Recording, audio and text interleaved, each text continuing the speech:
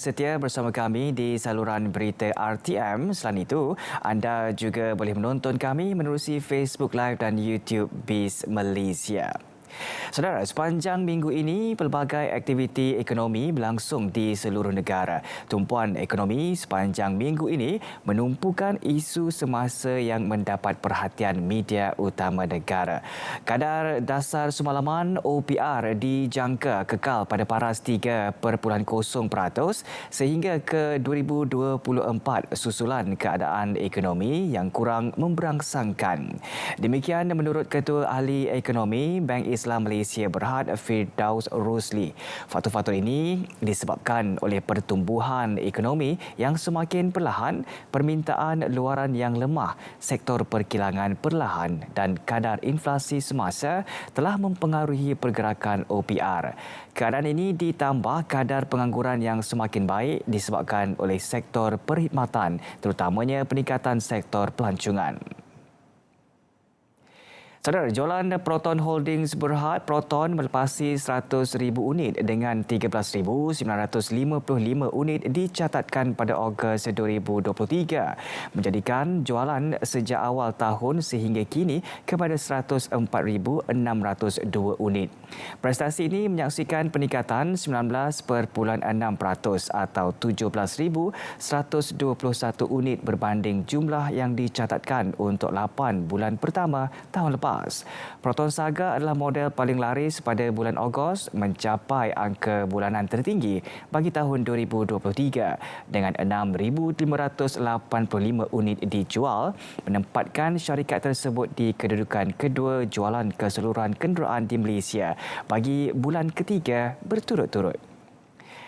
Baik saudara, itu antara rangkuman isu ekonomi yang mendapat perhatian oleh media utama negara. Seterusnya kita ikuti perkembangan pasaran yang disediakan oleh PMB Investment serta harga komoditi setakat pukul 12.30 hari ini.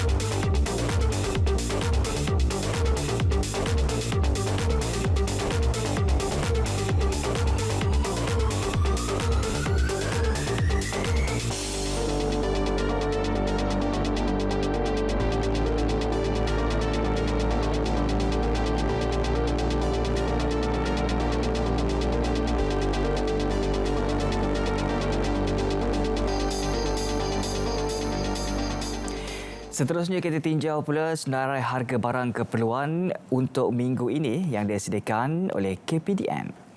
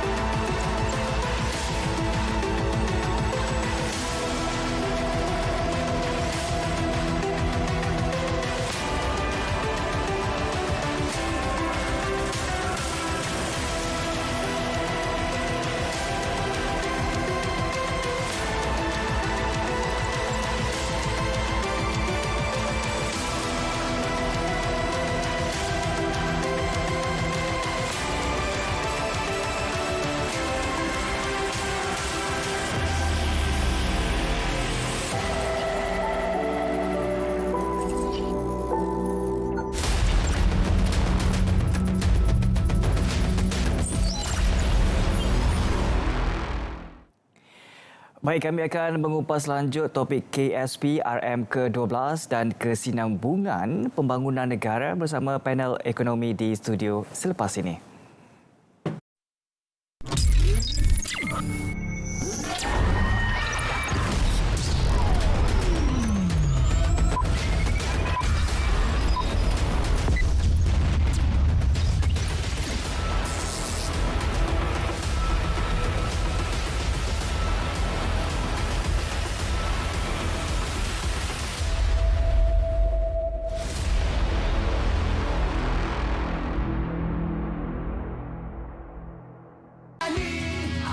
Ayuh bersama-sama kita ke Stadium Perpaduan Kuching, Sarawak pada 16 September 2023 pukul 7 malam bagi memeriahkan sambutan Hari Malaysia 2023 peringkat kebangsaan. Pelbagai persembahan menarik akan diadakan. Selamat menyambut Hari Malaysia 2023. Sambutlah Hari Malaysia dengan penuh kebanggaan dan jiwa yang penuh semangat patriotisme.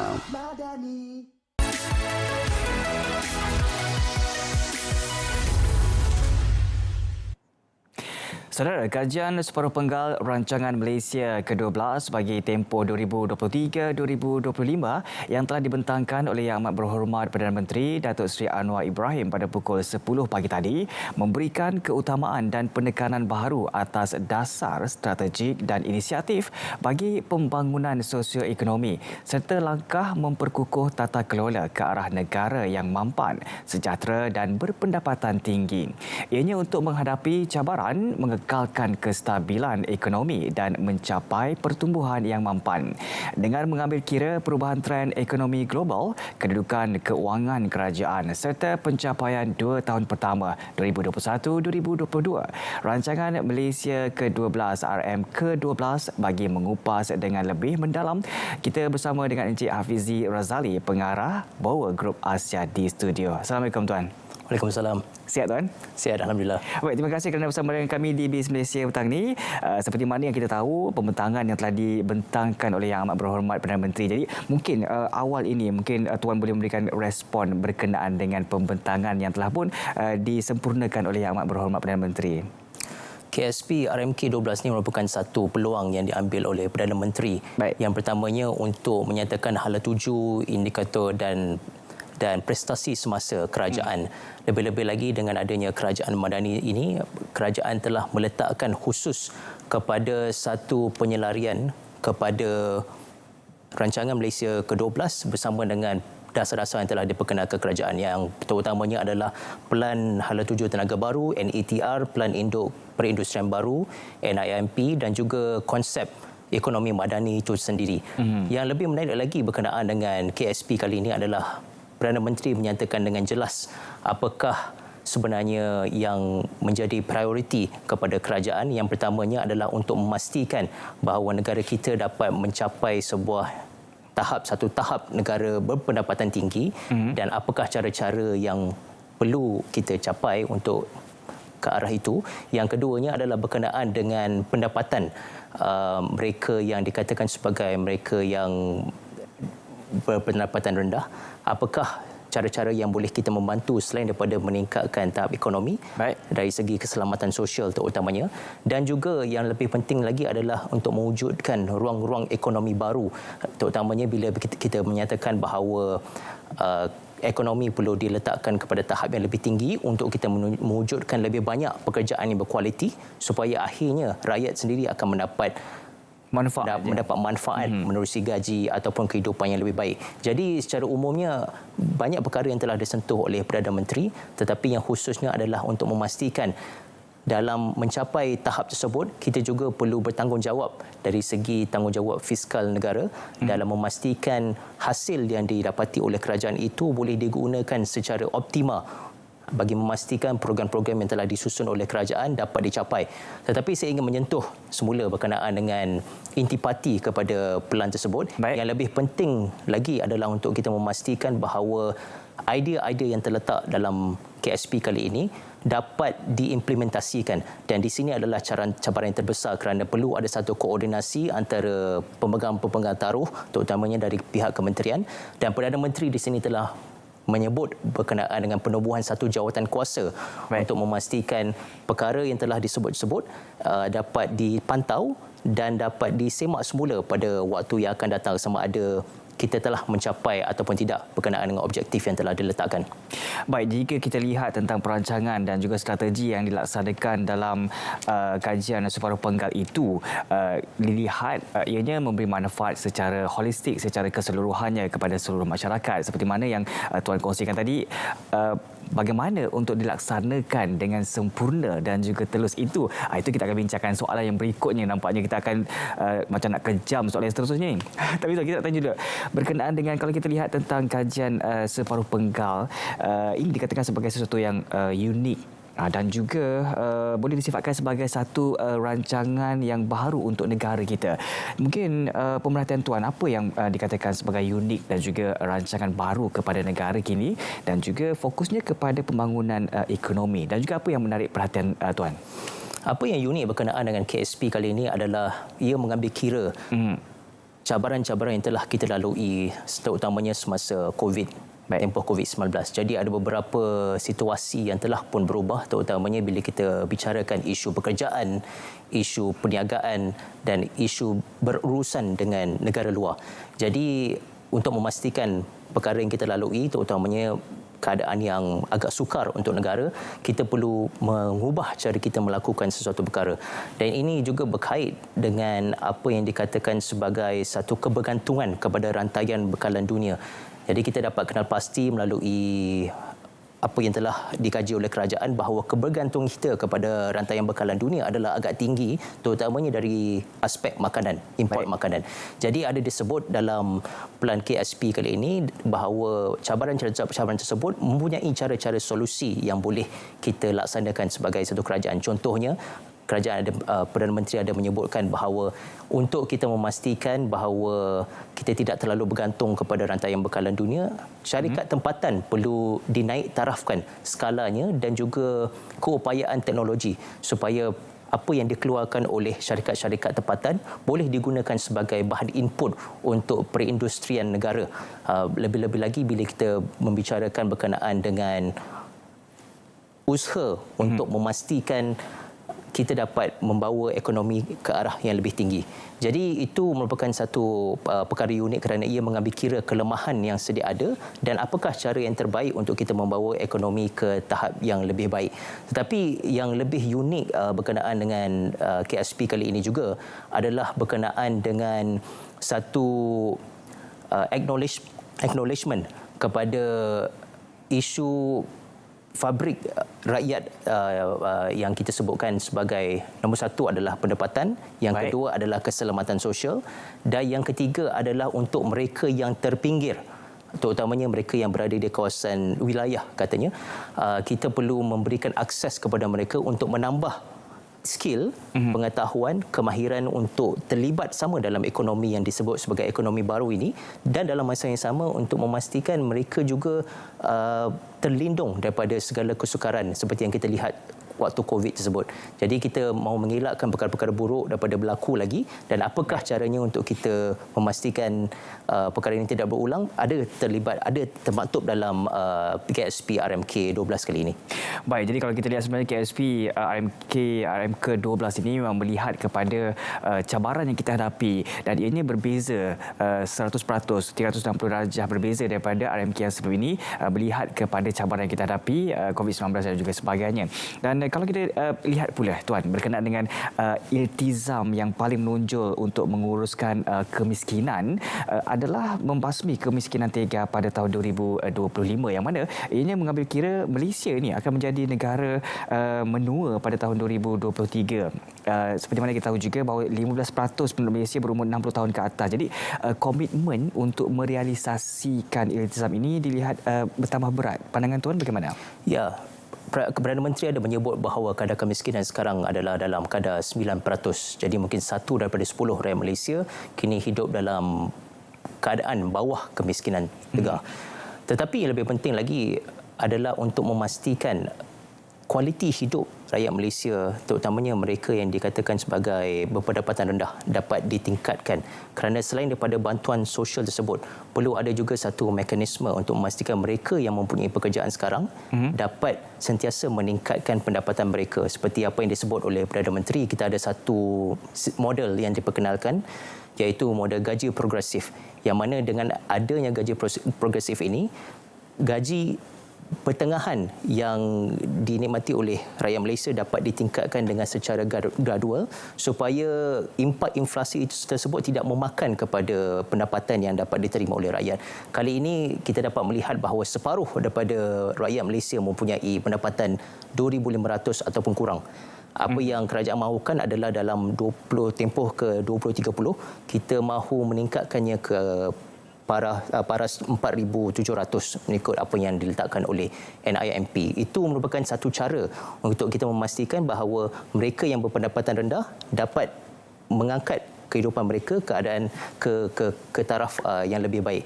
Tetapi melangkaui daripada pendapatan itu sahaja, saudara menyebutkan berkenaan dengan keadaan negara kita yang semakin menua. Betul. Jadi perlu ada disebut dalam rancangan tersebut bahawa golongan ini perlu diberikan perhatian khusus, tetapi yang lebih penting lagi adalah untuk kerajaan melihat kepada penstrukturan semula bantuan yang diberikan kepada mereka yang berumur, kerana apa yang ada sekarang ini kita ada bermacam-macam jenis bantuan untuk mereka yang tua. Ada dari zakat, ada dari bantuan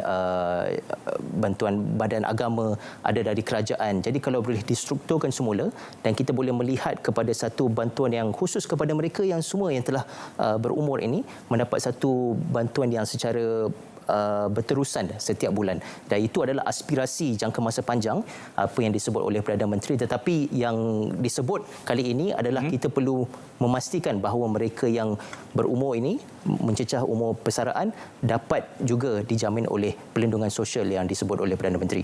Baik, jadi kita juga sebenarnya melihat kepada bagaimana ianya dilaksanakan, menyempurnakannya itu lebih penting daripada apa yang telah dirancangkan ini. Baik tuan, kita akan berhenti seketika. Selepas ini kita akan kembali lagi untuk soalan-soalan yang berikutnya. Untuk anda semua, teruskan kesetiaan bersama kami di BIS Malaysia. Berhenti seketika, kembali selepas ini.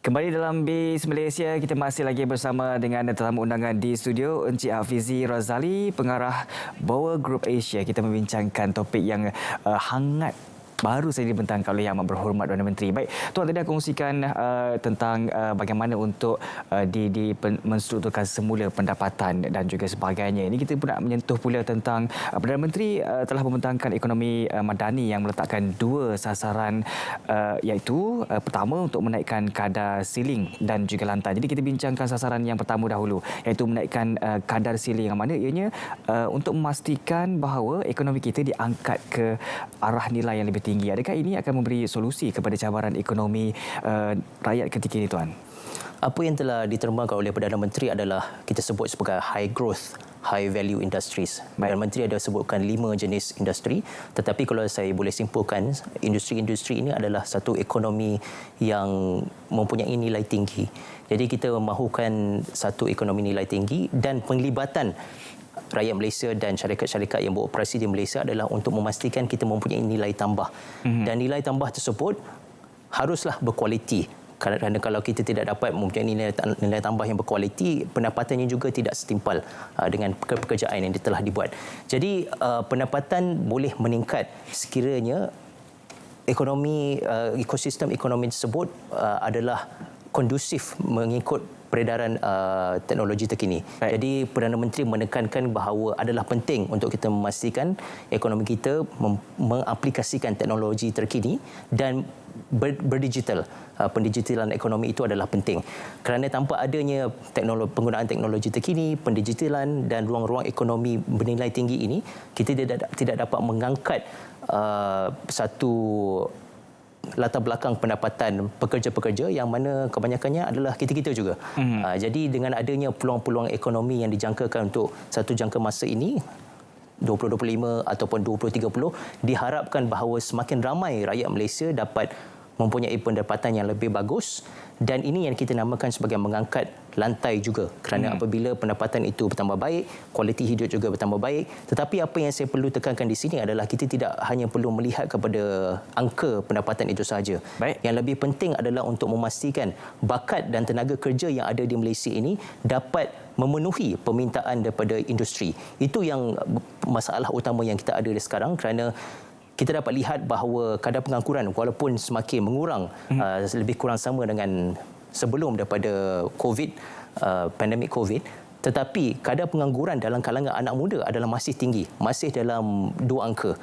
Dan dalam kalangan golongan belia yang bekerja tersebut, ramai daripada antara golongan belia bekerja dalam sektor-sektor yang tidak setimpal dengan pendidikan yang mereka telah terima. Kita sebutkan itu sebagai underemployment.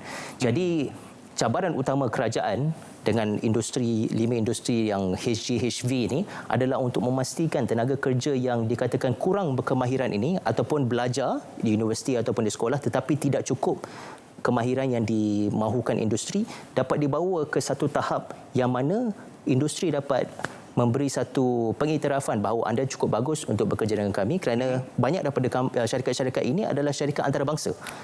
Dan cabarannya adalah kita dapat lihat 50% daripada lepasan SPM ini tidak mahu sambung belajar.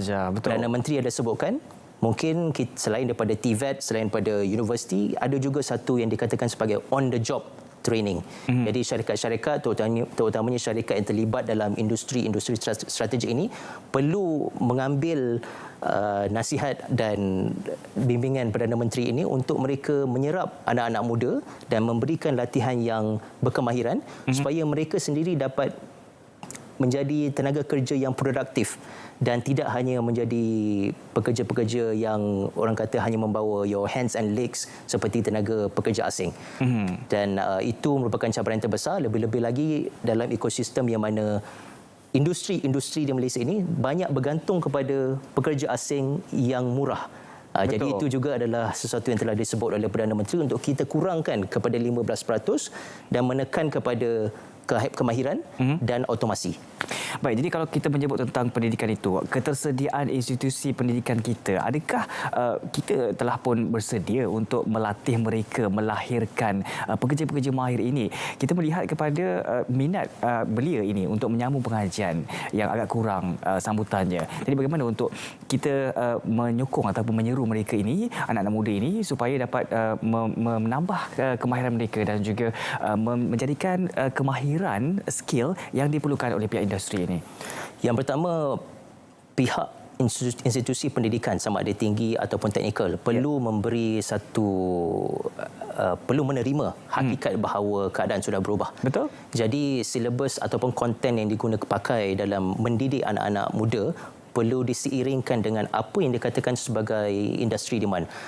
Kita perlu mengakui bahawa betapa pentingnya pendidikan ke arah sasiah ataupun rohani. Ia perlu disesuaikan juga dengan kehendak industri, kerana selepas mereka meninggalkan institusi, mereka perlu diserap masuk ke dalam industri. Dan hakikatnya sekarang industri tidak dapat mengambil mereka untuk bekerja, terutamanya yang berskala teknikal, kerana dikatakan sebagai tidak mencukupi berkenaan kemahiran. Itu yang pertama. Yang kedua adalah untuk memastikan di luar lingkungan institusi ini, sesiapa sahaja yang berminat untuk meningkatkan kemahiran, terutamanya bila kita sebut berkenaan dengan kemahiran digital. Baik. Akses tersebut adalah sesuatu yang mudah, yang murah dan boleh dilakukan dengan serta-merta. Contohnya, kalau saya mahu belajar analisis data, saya hanya perlu masukkan maklumat saya di internet dan saya diterima masuk secara serta-merta. Bayarannya pun mungkin rendah ataupun percuma, dan pengiktirafan yang saya dapat tersebut boleh melayakkan saya untuk mengubah kerjaya daripada apa yang ada sekarang kepada kerjaya tersebut. Jadi itu adalah sesuatu yang ada di Malaysia tetapi aksesnya tidak meluas. Yang ketiga adalah untuk memastikan bahawa ada satu kolaborasi yang rapat antara institusi, sekolah dan juga syarikat-syarikat. Jadi yang disebut oleh on the job training tersebut adalah untuk memastikan pelajar ataupun lepasan sekolah mempunyai flexibility untuk diserap masuk ke industri.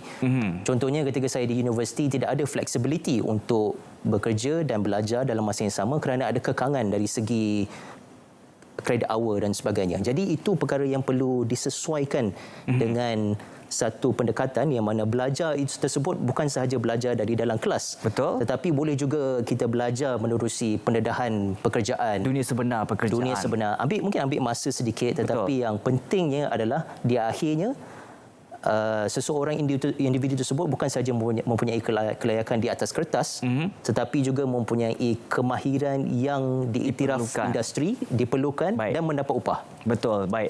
Jadi mungkin sebagai yang terakhirnya, harapan yang ingin dilihat dalam tempoh terdekat pelaksanaan seperti mana yang kita bincangkan awal tadi itu, dan juga jangka panjang keberhasilan serta keberkesanan RM ke-12 sebagai kesinambungan pembangunan sosioekonomi ini, Tuan. Secara ringkas je. Secara ringkas agak sukar.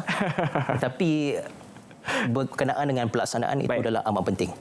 Yang lebih urgent, yang lebih khusus adalah bagaimana kerajaan mahu mengimbangkan semua agenda yang telah disusun, yang berimpak tinggi, yang mempunyai satu jaringan keselamatan sosial yang agak bagus, tetapi dalam yang sama dengan keadaan kewangan yang tidak berapa memudahkan. Jadi ada sebut bahawa subsidi boleh disasarkan, mungkin cukai perlu dirobak semula berkenaan dengan pencukaian yang lebih adil. Jadi perkara-perkara tersebut perlu terus dibincangkan supaya kerajaan mampu untuk melaksanakan apa yang telah diplan, dan kemampuan itu seiring dengan impak yang mahu dibawa, dan impak tersebut membawa kesan yang terus kepada rakyat, terutamanya mereka yang terbawah, supaya mereka tidak rasakan bahawa okey, kita ada plan yang bagus tetapi saya tak dapat apa-apa daripada ini. Betul.